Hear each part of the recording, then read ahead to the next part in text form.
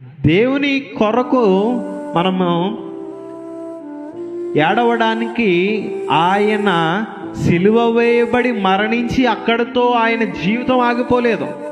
కానీ ఆయన మృత్యుంజయుడిగా తిరిగి లేచి ఆయన ఇప్పుడు ఎక్కడున్నాడంటే తండ్రి యొక్క కుడి పార్శ్వమున ఆయన ఉండి నీ కొరకు నా కొరకు ఒకవేళ నువ్వు నేను ప్రార్థన చేసుకోమేమో, నీ కుటుంబం గురించి నా కుటుంబం గురించి నువ్వు నేను ప్రార్థన చేసుకోమేమో, కానీ ప్రధాన యాజకుడు ఒకడు ఉన్నాడు.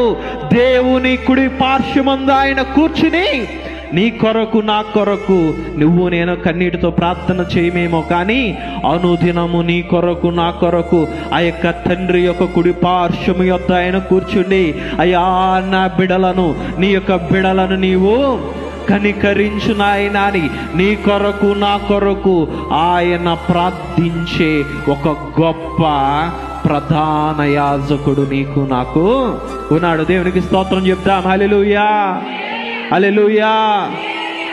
నీవు నేను ఎవరి గురించి ఎడుతున్నాం?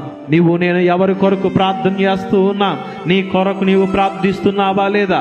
నీ కుటుంబం కొరకు నీవు ప్రార్థిస్తున్నావా లేదా?